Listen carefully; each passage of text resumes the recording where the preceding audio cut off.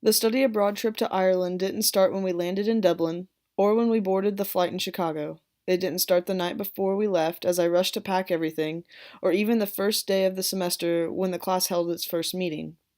My trip to Ireland started with the curiosity and spark of interest months before, the wanting to learn more about Ireland as a country and a culture, wanting to learn more about their history, their way of life, and their perspective.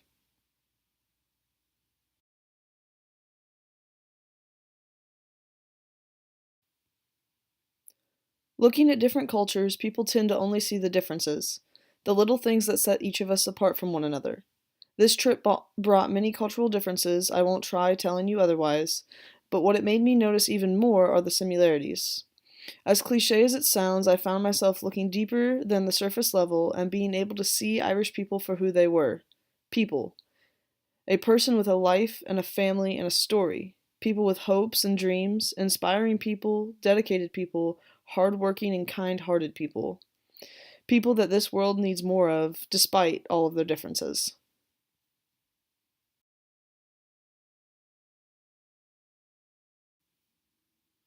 Irish agriculture compared to that of the US has many differences. While in country, we had the privilege of visiting and learning firsthand about dairy water buffalo, dairy goat, pig, beef, and dairy cattle production. One of the main things that I took notice is that free range livestock is the norm, and that Irish farmers take great pride in that fact.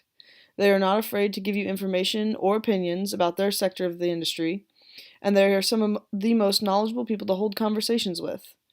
As for the similarities, I could talk about logistics or methods that were some of the same, but the one thing that really stood out was passion. The passion shared between people who have a love for agriculture is undeniable, and in this case was easily strong enough to bring groups of completely new people together from all over the world.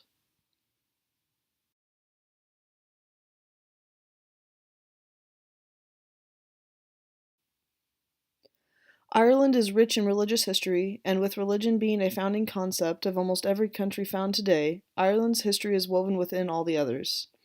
Something about this stood out to me, though. Going through the tours with the class, I would find myself listening to how knowledgeable the people in Ireland are. And my first thought was, well, this is their job. But after holding casual conversations with storekeepers, people in bars and restaurants, or just saying hi to someone on the street, I noticed that their education system here had been doing something right. Because these people knew more about my country's history than even I did, let alone their own history and surrounding countries' history as well.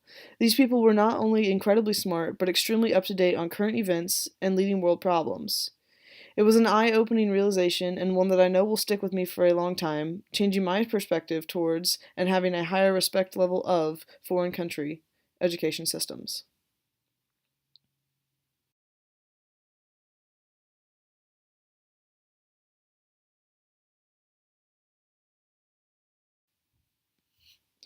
Self expression is a concept that we here in the US take for granted each and every day. Historically, Ireland has been stripped of this time and time again, being controlled by various different countries. Only recently have they gained their independence, and with that, their freedom of self expression. Since that transition, Ireland has presented itself as one of the leading countries in social change around the world. Traveling from city to city during the trip, it was evident how this has affected the Irish people.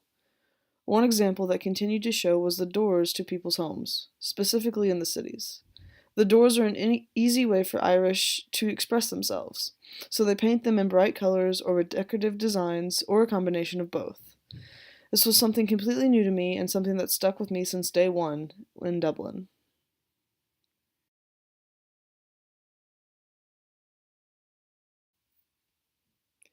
The most common struggle that you hear about from people in their experiences with travel is being able to step outside of your comfort zone and push yourself to learn. So often we get stuck in this routine, this comforting space, and we refuse to step outside of our circle. Going on this trip, I found myself more excited for it than nervous until the night before and last minute jitters took over. In this moment, I just reminded myself as to why I wanted to go, that I was broadening my education and perspective, and that it was a trip of a lifetime with no need to worry. While in country, I found myself homesick a few short times here and there, but something that I found comforting, and as silly as this sounds, is that the rural landscape of Ireland reminded me a lot of southern Indiana, where my hometown is. I found comfort in the rolling hills, sporadic trees, and few and far between houses that dotted the landscape.